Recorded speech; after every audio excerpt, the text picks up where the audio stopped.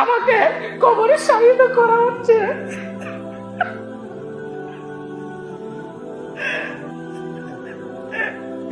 Training নেন, আপনাকে আমি একটা ট্রেনিং দিচ্ছি 2 মিনিট, দেখেন কিভাবে মরণকে আপনি স্মরণ করিয়েন। তো কাজটা একবার ট্রাই করবেন। ইতিপূর্বে হয়তো কোনোদিন বলেছি আপনাকে, রাত্রে যখন শুয়ে যাবেন একাই শুয়ে থাকবেন, একদিন একাই শুবেন, গভীর রাত্রে একাই শুয়ে যাবেন।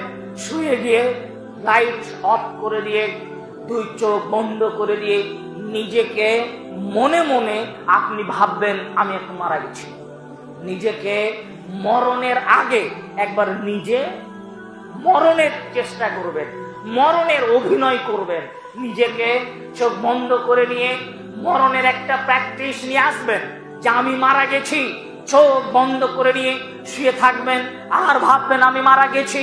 এই মাত্র আমার মসজিদে এলান হচ্ছে অমুক মারা গিয়েছে, এতটার সময় মাটি হবে। চোখ বন্ধ করে নিয়ে আপনি ভাববেন এই যে আমি মারা গেলাম, আমার আব্বা, আমার মা, আমার বোন, আমার স্ত্রী, আমার বাচ্চা আমার লাশকে ঘিরে চতুর্পার্শ্বে দাঁড়িয়ে কেউ বসে কেউ কান্নারত অবস্থায় ছটপট করছে। আমার মা আমাকে জড়িয়ে ধরে বেটা বেটা বলে চিৎকার করে কাঁদছে। এই তো আমার বাপ আমাকে কোলে করে নিয়ে কান্না শুরু করেছে। আমার প্রাণের স্ত্রী, তাকে আমি জীবনের চেয়ে বেশি ভালোবেসেছি, সেও আমাকে জড়িয়ে ধরে কান্না করছে।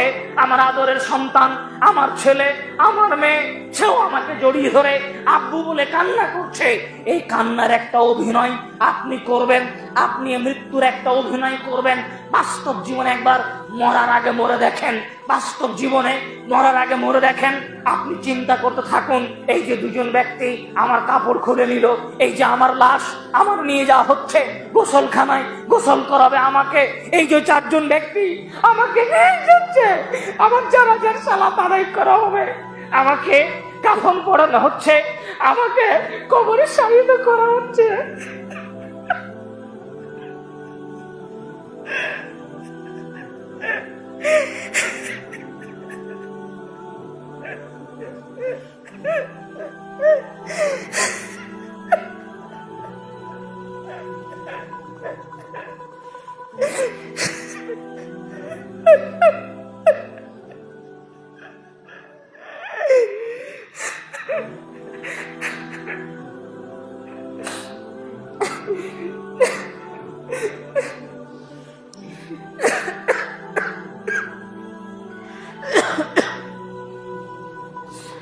মানে উপস্থিতি, মরণের বিষয়টি সত্যি অতীব ভয়াবহ।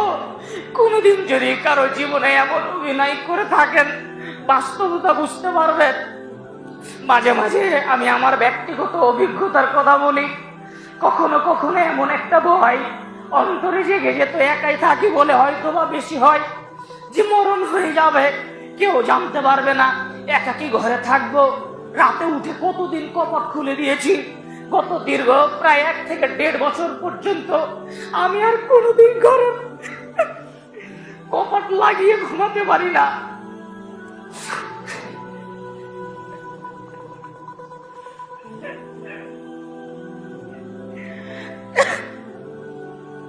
হয়তো ভাই একাই থাকি বলে এমন চিন্তাটা আসে যে একাই যদি ঘরে মরে থাকি কেউ জানতেও পারবে না, কত বেলা হয়ে যাবে, কতক্ষণ পর্যন্ত আমার লাশ শুকিয়ে থাকবে, কেউ জানতে পারবে না আমি মরে পড়ে আছি।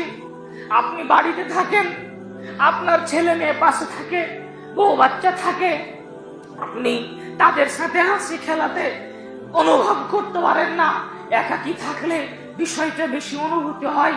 সম্মানীয় উপস্থিতি, এভাবে যদি মরণকে স্মরণ করতে পারেন তাহলে হয়তোবা আপনার জীবনে অনেক কিছুই পরিবর্তন আসতে পারে। আল্লাহ তাআলার কাছে আমরা শেষে দোয়া করব, হে প্রতিপালক, তুমি আমাদের অন্তরে মৃত্যুর ভয় দান করো।